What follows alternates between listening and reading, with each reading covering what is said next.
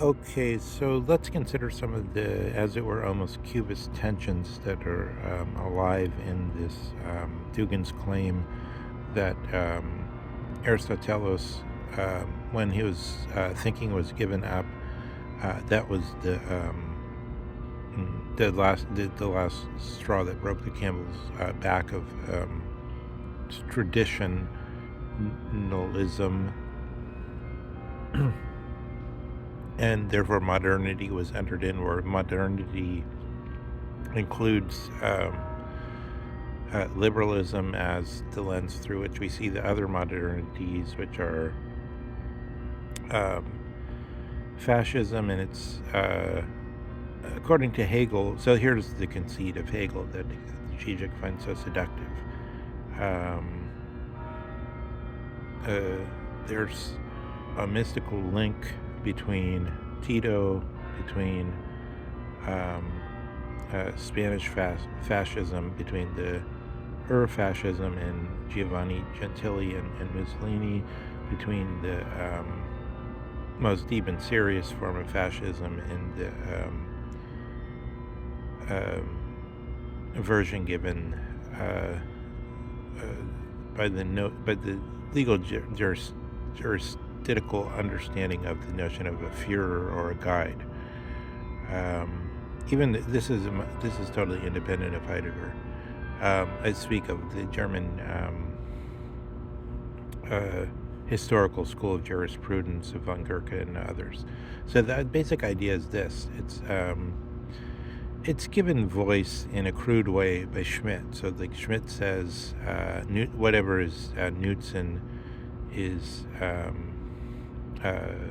recht, or whatever is Knudsen is legal or right, and whatever is schadet, or whatever. So it's like whatever is beneficial or useful is legal, and whatever is harmful or works against the people is illegal.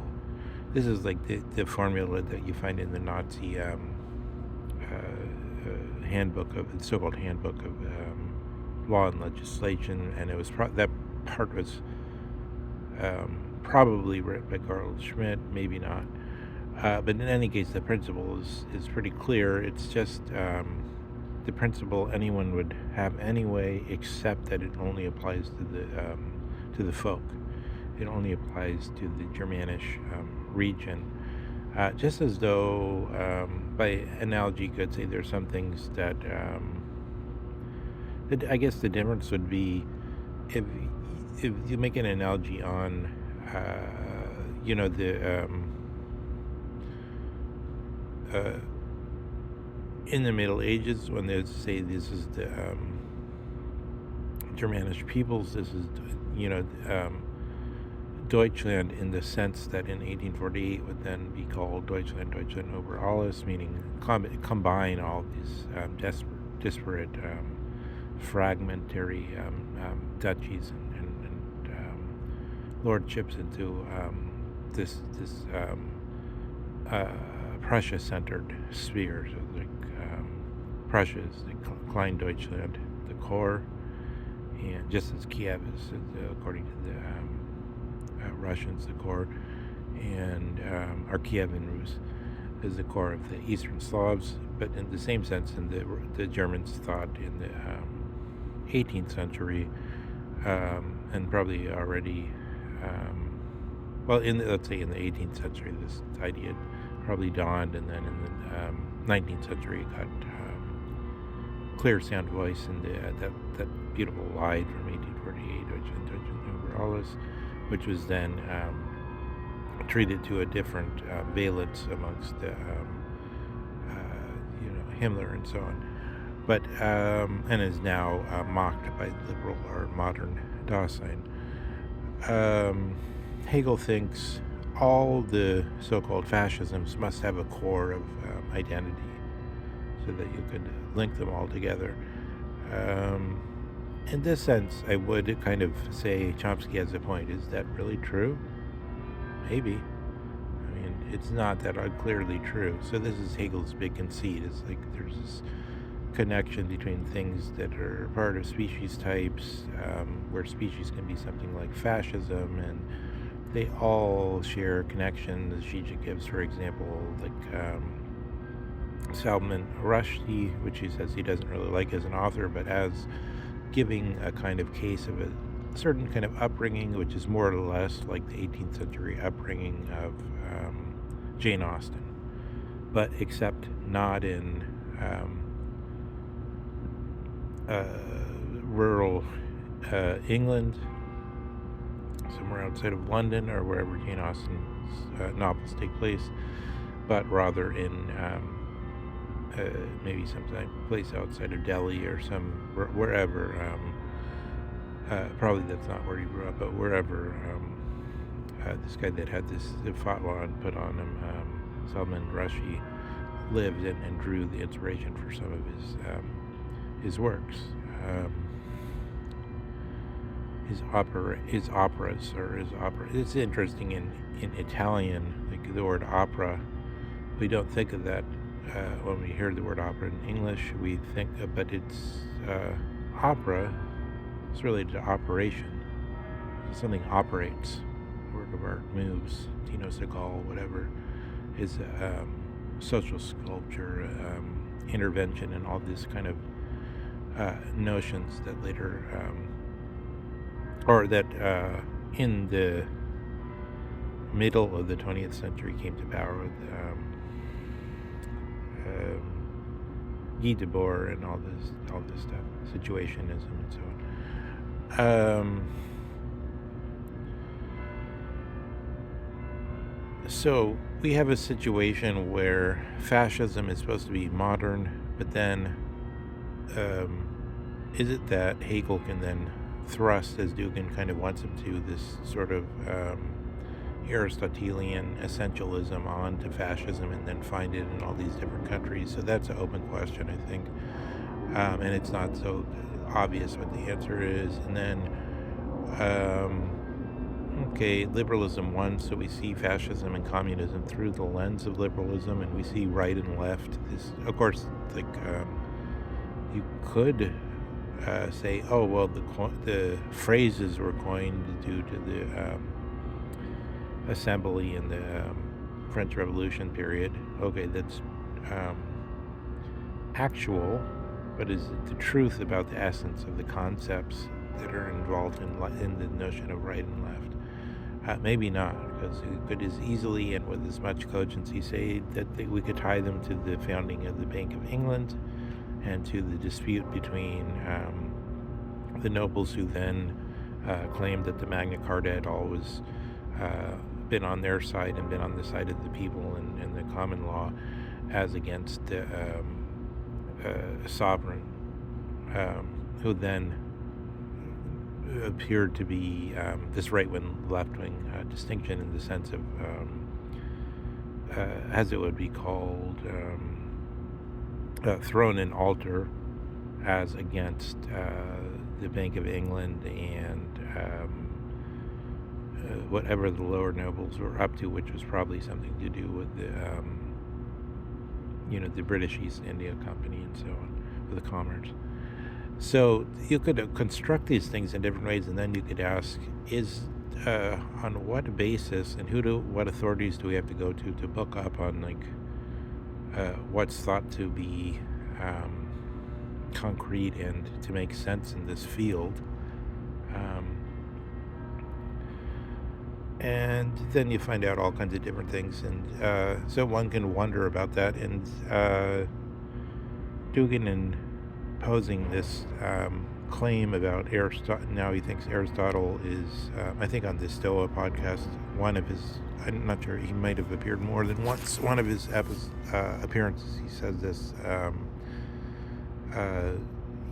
this is an avenue of invasion into the Spaltung here between modernity and, I'm adding this kind of, but this is basically, it seems to be just immediately follows from what he said about Aristotle being the breaking point.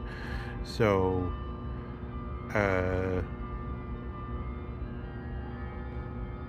we get another approach to the problem of liberalism versus traditionalism, I think, through the Aristotle lens. And then one can say things like, Hobbes said Aristotle was still in power of the universities in his day. When exactly did that stop? Then we can look at the rise of both. I think, in a way, then one is tempted to say, oh, Aufklärung, or uh, the Luminaires, or the Hoaxilla, or however, which all have various shades of meaning. I believe especially Hoaxilla has somehow a shade of meaning in Yizkor, or in Jewish memory, which is different than Aufklärung in general European memory. But again, they kind of overlap, and then you have this question, but if we're doing things in Aristotelian terms, does every species have to be linked in this way? And then we can see this infatuation of Dugin with Hegel is partially because Dugin abstracts from Hegel's overall view, from Hegel's view in tension with Kant, where Kant is the phenomenologist who says there's phenomenology and das Ding an sich. But Hegel says, forget about that, let's just be more like Berkeley, and more like, and just let history be the a way in which not so much das Ding an sich, but the moral das Ding an, it's half of das Ding an sich, the nous side of it, not the physical, scientific side of it. So Hegel is incomplete, is ignores the modern technological essence. And then there's the question, can we simply ignore technological essence? I would say yes, we could, but in that sense I'm on the side of Dugin, because we could simply say, okay, the sciences are doing all these things, but it's just like we should have respect for plumbers, for people that fix elevators, for the people that keep the world running. But nonetheless, these are things that are more or less, they're known. They're things one is to some extent adept in, but basically things, that they have to have a real personal facility for it. They could find some creativity in their work to the extent, but largely these are skills. They're known, they can be taught, and not everyone, but like if you're not totally if you're willing to dedicate yourself to it a little bit, put in some work, you can learn it. Just as learning another language can be done by most people. In the same way we could regard the whole of the sciences. But the reason we don't is because of the nuclear weapons and everything. I'd say nuclear weapons is the essence of it, but then everything that remotely touches on that as odd is sort of it's like some kind of giant Goliath, not Goliath, but like Empire State's Building is sitting there, and you can't ignore it. And this is what technology is like. And then the question is,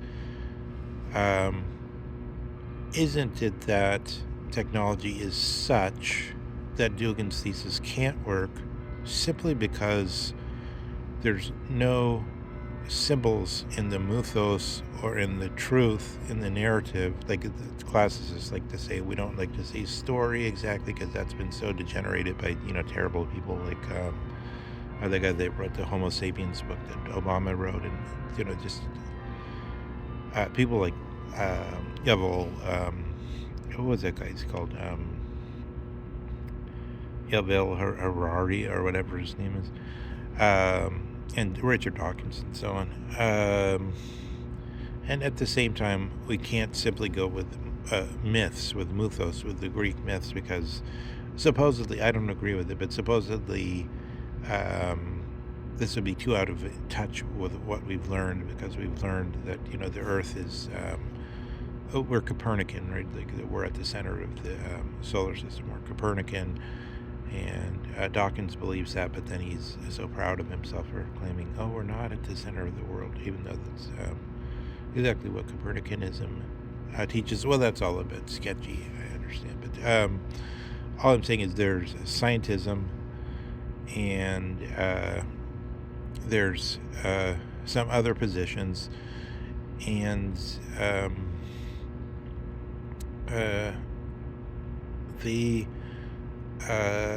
take a position which is different than one would take if one wasn't a proponent of it, wasn't in favor of it. But if one simply admits that nuclear weapons were not something that existed in medieval times, then I think Dugin's position has some trouble. And that all this, how is the attitude, how is the total attitude of the medieval worldview, which speaks of Hillary Clinton as the daughter of the sick dragon and similar things, and it could take them very straightforwardly. How is it to subsume these things, which are radical changes? This is in a way the challenge to Dugin, because he doesn't really do what Heidegger says, which is negotiate an existence with technology and with this Lebensgestalt, or in more Hegelian terms, or in this, as it were, Stimmung, or this honing in to what is essential from the medieval, from the traditionalist view. He hasn't really negotiated an existence with all these things that follow from technology, and I think that's a problem, because those things simply did not exist in the medieval world, and therefore they haven't necessarily been. It's like India is famous for kind of subsuming other countries and just going on. That hasn't been quite achieved, I think, in Dugin's view, in Dugin's teaching. I think this is the provocation Heidegger, the red rubric Heidegger is still unsatisfied with Dugin to some extent.